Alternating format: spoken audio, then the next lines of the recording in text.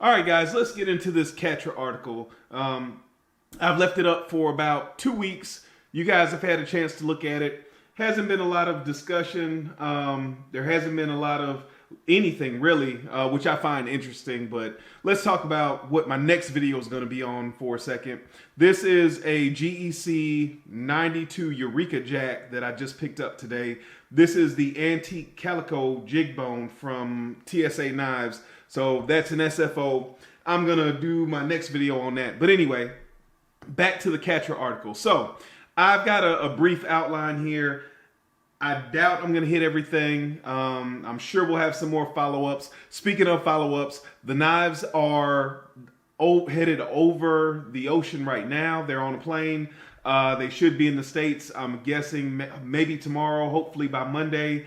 Hopefully by the end of the week, maybe I'll see the knives, but the knives are on the way back, and it's important because there are some things on these knives that I want you all to see firsthand, and I want to look at a little bit more closely myself once I have the knives in hand. But let's get back to the article and let's talk about exactly what's going on here. So first and foremost, why in the world are we doing CATRA? And then secondly, what in the world is CATRA? So first and foremost, and you guys can look back in my, I believe it's called Knife Steel playlist or Knife Steel Talk playlist. All of this stuff is laid out there. It's documented. So there was a lot of talking about the bro science going on, and I'm quoting bro science going on. The fact that bro science could not be used, it wasn't reliable. If any testing was going to occur, it needed to occur in a scientific laboratory, a scientific setting. That setting needed to be CATRA, so on and so forth, etc., etc., etc. So what I set out to do originally was put out a request to a lot of those guys specifically. I would purchase the knives, not a big deal. We'd pass the knives around, some S30V, some M390, because that's where we see the biggest discrepancy with this wear resistance, hardness, etc., etc., etc. going on. So that was the idea. I put that video out. I got response from 4 guys. At the end of all that, it ended up being 3 guys and myself. So we started talking. And again, CATRA came up. And I said, you know what? Let's say no more. We've got 4 guys now. Let's see if we can get the knives and the funding together for this project, and let's move forward. So with all that being said, there were a few people in the community that were in an uproar about bro science and it not being reliable and needing scientific testing, etc., etc., etc. Never heard from those guys. Still to this day have not heard from those guys. So I did hear from a few other guys. We ended up talking about CATRA. I said, let's do it. At that point, I put out a request. If you're interested in seeing this testing done, you know, help us fund it. Because, I mean, you guys can see here that this test was not cheap. All right, sorry about that. The memory card was full. So you guys can see that this test was not cheap at all. So first of all, let's look at what was done. The knives were sharpened, and I'll tell you guys now, I do have information. It was only given to me verbally on the phone from before the knives being sharpened, which was I guess apparently he did a cut test on those knives. A goinometer edge profile, which I know he talked about checking out the edge basically to see if there was any type of a burnt edge. That was, well, the sharpening was $60. The goinometer edge profile was $100. They did Vickers and Rockwell testing. That was $80. They did sharpness and durability testing, which is really what we sent it in for, which was $316. And then $30 to ship it back to us, which was a total of $500. Can you guys see that? $586 to test 4 knives. So this testing was not cheap at all. I greatly, greatly, greatly appreciate all of you guys that made this testing possible. Several of the guys got together, provided knives. A lot of you guys ended up providing the funding for the testing, and together we were able to make this happen. And again, I'm going to point out, just to be clear, just so we're all on the same page and we're all speaking the same language, when that request was put out, again, I never heard from any of the people saying that this testing must occur before we talk about knives and their performance at all. So are you catching the pattern here? This test was supposed to be the definitive test. However, when it was being organized, there was no one to be found besides the 4 guys and then 3 guys that I mentioned. And I'm not going to mention or call their names right now because I'll butcher one of them. I'll probably forget somebody's name. I'll link them down below. Check them out. They've helped me get this process done. Couldn't have done it without them. So check it out below. And what is CATRA? Let's move on to that. So there's actually a page in here that describes exactly what the CATRA process is. The CATRA process basically deals with silica impregnated cards, which acts as an abrasive, and the knife is passed through that media until it no longer cuts that cardstock, that silica impregnated cardstock. So you can see here, it says the automatic edge tester is configured to evaluate knives in accordance to blah, blah, blah, blah, blah. Materials and articles in contact with foodstuffs, cutlery, and hollowware. Part 5 specifications for sharpness and edge retention testing for cutlery. So this is a test that has been developed specifically for cutlery. It has been developed specifically in a scientific manner. So that's where we stand there. Testing comprises of the knife cutting into a weighted 50 Newton stack of cards that has been impregnated with silica to accelerate wear. So again, there's silica in there to act as an abrasive. The knife is clamped in an inverted position on a traveling bed that is programmed to repeat a 25 millimeter cutting stroke for 60 cycles. So basically, it cuts through that cardstock 60 times, and it has a 25 millimeter travel. The normal test, blah, blah, blah, usually they use 40 millimeters. I had a little bit of conversation, and I'm not even going to get into that, but I had a little bit of conversation, and we made some decisions for our test based on the conversation that I had. So that's why there's a difference there. So that in and of itself basically tells you what the CATRA test is. The knife cuts cardstock 60 times at a specified travel distance, and that determines exactly how wear resistant the steel is. It'll give a number, which that number is TCC, which is total cards cut. You'll also see another number on here, which is ICP, which stands for initial cutting performance. So basically the first 3 cuts, they measure how sharp that knife is based on those first 3 cuts. And they also graph that out here on the chart. You guys can see all that. I'll include the link to the articles.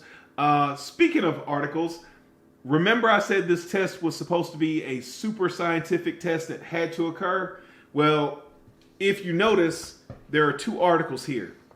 There are 2 articles here because the first reports, excuse me. There are 2 reports here because the first report I received, as I was reading through it, I noticed that the report stated all of the knives were M390. So let's see if we can find that.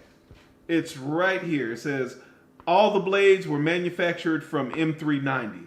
That is not the case. You can see the pictures of the knives here. And if you're familiar with knives, this is a lion steel shuffler, shuffler or roundhead. I can't remember which specific model. This is a Kershaw dividend. This is a Spyderco Paramilitary 2. This is the plain black handled model. And if you pull up this article, you can zoom in and you can see right here, Well, not on this picture. I think there's another picture back here. Yeah, these pictures here. You can zoom in and you can see right there that this is an S30V version. And then you can see, even though this looks a little bit orange on the picture, it looks a little bit red on the camera. But this is the red-handled paramilitary tube, which is M390. So S30V, M390, M390, M390. So I don't know about you guys, but automatically I was a little bit scratching my head. This is supposed to be a $600 scientific test, but the steel was not listed correctly, and I was the one that had to point that out. So, mentioning price, I continued on, read through everything, and if you look up here at the top, can you see that right there? That's not a period, that's a comma. This is an invoice. This is a $600 invoice, and even their address, their email address, their web address, excuse me, is not correct. Guys, this is the scientific test we were told had to occur, and we already have two pretty major issues. They didn't even get their website address correct, and then they didn't even realize that the blades were not all the same steel. You guys take that for whatever you take that for. So, anyway, let's see. Errors, I had to point the errors out. There were multiple errors. They added some information, interesting information, when they sent this back to me. And it might take me a second here, but I'll tell you what some of that information was. They added some language in here about, excuse me, the number of tests needed to be statistically significant. Now, with all of that being said, I specifically asked that question when we had the conversation via email before I sent the knives in for testing. And I'm going to insert that clip right here. Now that you've seen that clip lists a specific number of knives. It says 3 to 5 samples to be statistically significant. However, let's flip over here in our new article, and you will see that that number is not the same. Here we go. It says for statistical purposes, sample sizes of greater than 5. So now there's no specific number, just more than 5. 6, 10, 1,000, 5,000, over 5 are required to determine a mean and standard deviation for the sharpening and ICP/TCC testing process. Again, this was supposed to be the scientific test, guys. Had to happen. Couldn't talk about the performance of knives without it. However, you already have seen yourself, not me talking. I was told in writing when I asked the question, what number of knives are needed for statistical significance? That number was 3 to 5. I get one report, the information isn't in there at all, period. I get a second report, and all of a sudden this is added, and it says over 5. So it's a totally different number. So I've gotten 3 different things, basically. Again, I'll let you guys decide. Is that scientific to you all? Is that what you would expect from a $600 test? You guys tell me. Now, let's move forward. Cutting performance. Kershaw was the sharpest. Let me flip to that chart. So as I mentioned, there are two different parts to the CATRA test. There's the ICP, initial cutting performance, and then there is the TCC, total cards cut. So if you see here, let me move it up. You can see the largest number, meaning the sharpest knife, is the Kershaw knife at 119.7 millimeters initial cut performance.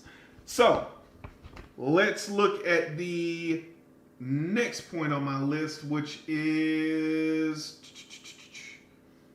the Spyderco paramilitary and S30V is the second sharpest knife at 109.8. So those two things there kind of say some things, and you can see that the blade angles are not the same.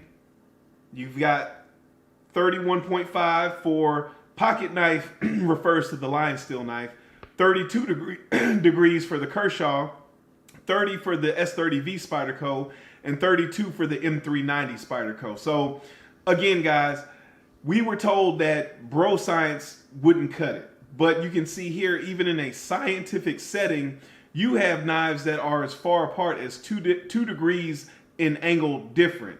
And guys, I want you to look this up as well. Matter of fact, I don't want you to look it up. I'm going to roll a picture in here. They have a machine that literally performs the sharpening of these knives. So this is not a hand sharpening. This is a purpose designed machine in a scientific setting to specifically sharpen knives for a very specific test. And this is the variation you get. Again, I'll let you guys tell me if that's science to you. Yeah, I'll leave it at that. Anyway, with that being said, one notable point is even though the Kershaw is the sharpest, it is one of the most obtuse at 32 degrees inclusive. So I thought that was fairly interesting. As we move down the list, you can see that for some reason, even though all these knives were sharpened at the same time on the same machine by the same person, the lion steel knife ended up being the dullest at 100.5 ICP. Yeah, so again, that's just what it is. The next dullest was the M390 Spyderco at 104.5, which also will be interesting in a few seconds. You'll see here. Look at that number, 784.7. That is the most cards cut out of any of these knives. So not only is it the second dullest knife, but it also has one of the most obtuse angles on any of the knives tested, yet it cut more cardstock than any of the knives. By, let's see, did I put that number down here? I didn't put that number down here as it relates to the other knives overall. But if you want to look at what this knife cut, the M390 Spyderco cut, related to the S30V Spyderco, you have an 18.2% difference. That's 18.2%. And again, this was the next to the lowest performing steel, and the lion steel was the lowest performing knife in the bunch. So if this is 18%, this has got to be 19-20%. So that's significant, guys. That's not margin of error. That's not, will I see that difference in use? That is significant data right there. And again, I know the first comments I'm going to get are, you only ran 4 knives. Those knives only represent the information on this chart. However, what this does tell us is that if I had another M390 Spyderco Paramilitary 2 that was sharpened at 32 degrees per side, X, Y, and Z, I would get this estimated performance. So no, this is not representative of all of the knives that are ever rolled out of any of these factories. But if I have another knife that is similar to this one, it tells me what it will do. So again, I'll let you guys, take that with your own grain of salt. So let's look at these different performances. The lion steel had a 2.5% disadvantage compared to the S30V Paramilitary 2. The Kershaw had a 9.3% advantage over the S30V Paramilitary 2. And the S30V Paramilitary 2 was at 32 degrees inclusive as well. The Spyderco M390 had an 18.2% advantage over the Spyderco S30V at 32 degrees, guys. So keep in mind, both of these knives are the S30V knife, is one of the thickest knives in this test group. And still, this is the performance we're seeing here. So take that for what you want. I am going to show you guys something, and I'm already kind of bouncing around. I'm moving off of my outline. When you guys get a chance, look at these pictures. What you're looking at here is the reflection of the light. And if you look, there are numbers on this column right here. So this is where the knife blade itself is at, and then the measurements are taken here. Again, this is a $600 scientific test. If you look at these pictures, the edge is not the same on both sides. The degree is different on both sides for every single knife. One of them, it's not too bad, but for some of them, it's pretty far off. And again, this was a sharpening done by one person on one machine, designed by one company for one specific purpose and test. So we're talking science here, guys. We're talking science. Last point, and then I'm going to wrap it up. And like I said, I'm sure there will be plenty of comments down below. I'm sure we'll have more follow-up videos, especially once the other knives come in. But I want to flip to, well, we're already there. I want to look at this chart here. And you can already see I have the last point and the last point. You see, we did all this talking without talking about the hardness of these blades at all. So no, hardness is not the last and final point of any performance consideration at all. Period, point blank. And you will see that in this, because if we have an outlier that makes no sense compared to people that for some reason think that that is what is being communicated, that hardness is the determining factor for a steel's performance. So let's talk about it. If you look at this test, and again, I want you guys to go back and look at this stuff now that I've kind of given you some points and some notes. And this is why I put this out, so you guys could look at this stuff. But based on the number of comments or lack thereof, I don't think you guys look this over. I want you guys to look this over and see these things for yourself. So, generally speaking, the softer steel cut less, the harder steel cut more. Softer was less wear resistant, harder was more wear resistant. Generally speaking, the hardest steel in this batch was Kershaw's Dividend, the M390 Dividend. That knife tested out, and I'm not going to go by these numbers over here, and I'll explain why not. These are the Vickers numbers. We don't talk Vickers usually, so these won't compare to anything else that you're probably going to look at. This is the converted to HRC, using a formula from Vickers to HRC. This is pure HRC averaged out right here. You can see these numbers do not match. So I'm going to talk to you all about purely HRC. And these numbers were determined on a Rockwell tester and averaged out over 4 sample sizes. 4 tests. So you can see the averages here. Again, take this chart, go back and look at the ICP and TCC chart. You will see that all but this Kershaw knife, the harder the knife, the more the knife cut. Period. It's here in black and white. This knife here was 62 average out of 4 tests. However, it performed under the M390 from the Spyderco Paramilitary 2, which is 2 points lower than the Kershaw knife. Now, what you're saying is, well, see, that right there tells you hardness doesn't tell you anything. Keep in mind, guys, composition and heat treat protocol has been talked about if you've listened enough to the videos and to the content. Heat treat protocol. If you do not process the steel correctly, the matrix will not form correctly, and you will see irregularities and inconsistencies and issues like this. So, again, it's one knife.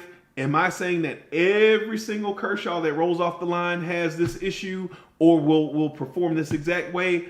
I am not. What I am saying is this is a key example of what we were telling you guys. A, hardness is not the end all be all. B, you can have a hard knife in the Matrix